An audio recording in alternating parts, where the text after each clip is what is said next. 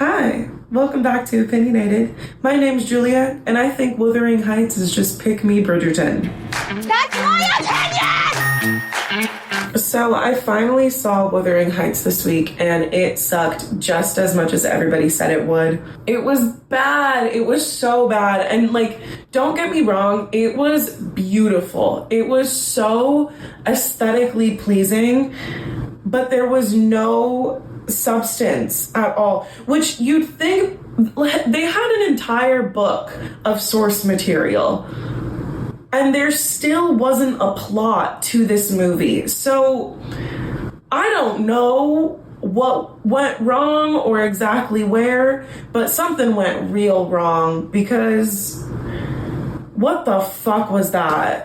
Ugh, spoilers. Why was Jacob Elordi licking everything? That man had his tongue all over that movie set.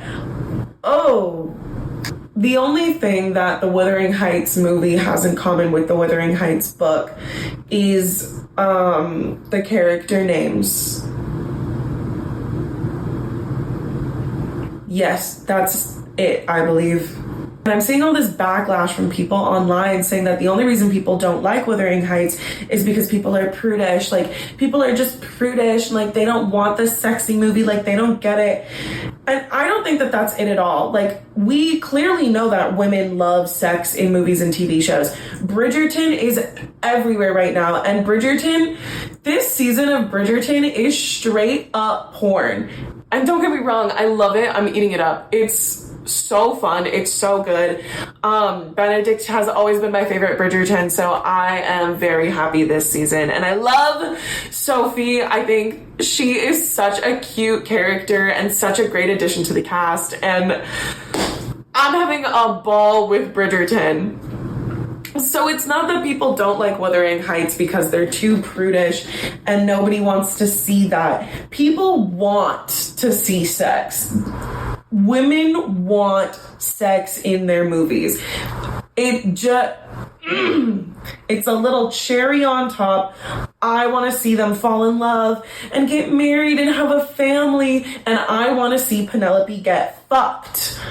I think the main reason the relationship in Wuthering Heights, aside from the movie being just whitewashed and horrible and terribly written and terribly directed and almost impossible to get through, I think the main reason the relationship didn't work as a standalone movie, source material aside, is because toxicity, straight up toxicity, and the rejection, constant rejection of the woman, and then she's vying for him and pining, and then she finally gets her man at the end. I think that's out. I don't think that's what people are responding to. And they want to see their protagonist wooed and won over and courted and romanced. That's what people want now. They don't want to see some guy tell her that he thinks she's ugly and her family's annoying and they can never be together. And then but it's okay, because if she abandons everything, then at the end they will get to be nobody cares about that plot line anymore. People want to see people fall in love successfully. It's hard times right now. We don't need to be seeing more hard times and more toxicity at the movies and in TV shows. People want inspiration that love can still be real in the digital age. And that's exactly why I think IPs like Bridgerton are working right now. And every time a Bridgerton season comes out, it takes the world by storm. But Bridgerton is so everywhere for me right now. And the reason why I think people are responding so majorly to it right now is because the Bridgerton men, they just yearn. When they find a girl, they want her. They need her. She is everything. To be loved by a man in the Shondaverse. Wow. Wow. But Bridgerton is hot. Bridgerton is sexy. On top of getting to see all of these characters fall in love and get married and be happy and have the most adorable baby I've ever fucking seen. Oh my God, the Kate and Anthony baby. Are you joking? That was the cutest baby I've ever seen in my life. Holy shit. But we get to see them like live these happy lives together. Eventually, obviously, they gotta go through it because we have to have a plot to the show.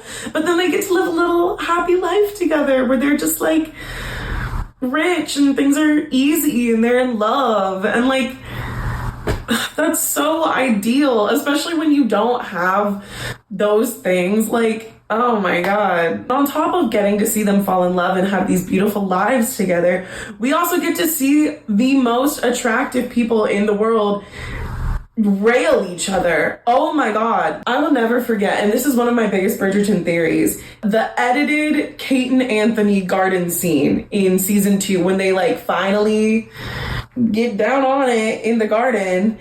I vividly remember there being a shot, and it's in Kate's flashback still in the scene of the following morning, where it's kind of like looking from here down, and Anthony is, and like he looks up like towards the camera, and I remember seeing that shot. I watched it the day it came out, and I vividly remember seeing that shot and like screaming and slamming my laptop closed, and then obviously opening it and then immediately continuing the episode. But oh my God. And then I remember going back and rewatching that episode a few months later and anticipating that scene because I was in a room full of people, and it didn't come.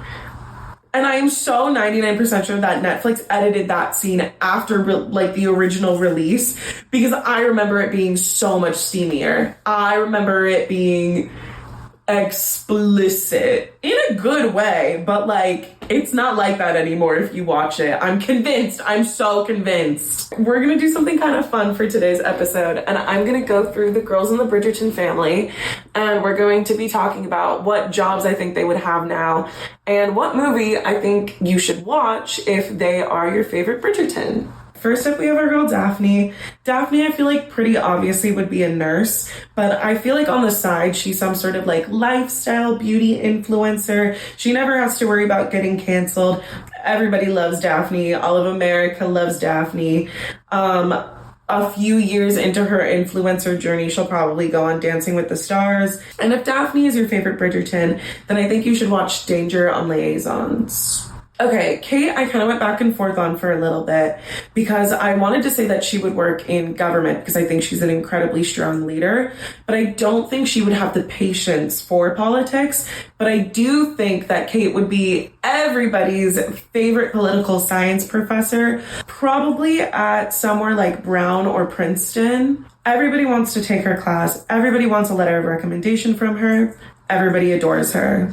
If Kate is your favorite Bridgerton, you should watch Princess Diaries 2, which you probably already have, but you're probably due for a rewatch. Eloise would be unemployed. Eloise would be bisexual. She's probably living at home with Violet, but she does help take care of the house and is going to be the one to take care of Violet in her old age. If Eloise is your favorite Bridgerton, you should watch Little Woman, preferably the 2019 Greta Gerwig one. Penelope, I think, lives in New York City with Colin, where he is a writer, and she works reception at an office probably on like 96th. But secretly, she runs a very, very successful podcast without any video, obviously. It's very whistle down core, with all of the hottest gossip about the rich people that come in and out of her work, called Gossip Girl.